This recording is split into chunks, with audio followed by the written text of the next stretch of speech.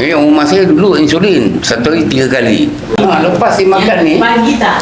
saya kasih ni, doktor tak kasih insulin lagi. Okey. 2 bulan lepas tu saya tanya, dia kata tak perlu. Rumah saya yang tak sihat, bukan saya.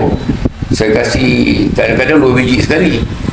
Sementara ini saya lebih baik lah. Saya nak kasih sekarang makan Malaga, insulin dengan ni 3 je. Tapi start dah sebulan saya tak kasih rumah saya makan ubat apa, metformin tak kasih. Sebab saya tak kasih metformin tu 500 mg, tinggi saya.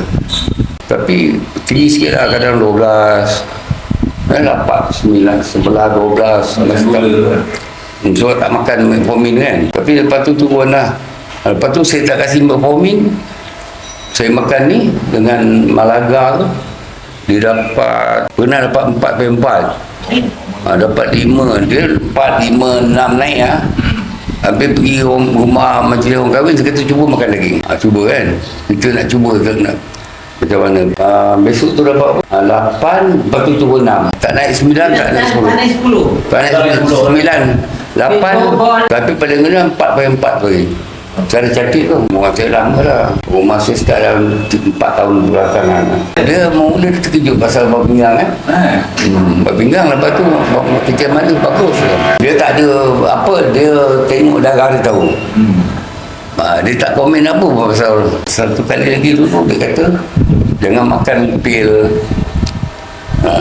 lawas kencing, tak bagus untuk rosak bab pinggang. Saya kasih ada satu jenis tu, bukan metformin lah, untuk kencing manis. Tapi 50 mg daripada 500 mg banyak itu saya tak kasih. Saya makan kadang 1, tapi kalau siang saya kasih 2 pagi. Tapi kalau ini tren ni dia lambat saya tengok. Tapi saya masuk kali ketiga dah dah. Yang saya mula iklan dah dalam Facebook tu. Dia kasih gula tu kan. Rumah saya dah 4 bulan tak ada gula dah, 5 bulan. Paksa awak punya gula dah tutup kedai gula. Hari ni 7.2. Rumah saya dulu insulin satu hari 3 kali. Lepas saya makan ni, Pagi tak? saya kasih ni, doktor tak kasih insulin lagi. Dia kata berhentikan insulin. Saya tak perasan pergi ambil ubat. Saya tanya yang jaga ubat tu, farmasi kan.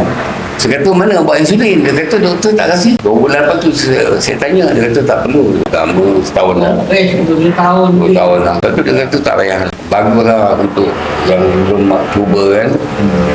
Tapi makan masa lah 14 hari. Dia tak, kalau ubat itu baik ni, bagi saya kalau cepat tu dia derang. Mesti derang. Macam ubat apa tu, metformin tu kan. Dia potong sekejap, lepas tu dia tak boleh baik. Yang ni bagi saya dia boleh repair lah baik kan, tapi lambat. Saya ingat kalau makan setahun ada banyak perubahan. Baguslah ubat ni untuk apa, tapi kena sabar lah. Tapi baguslah, dia punya keluaran memang bagus, tapi masa lah.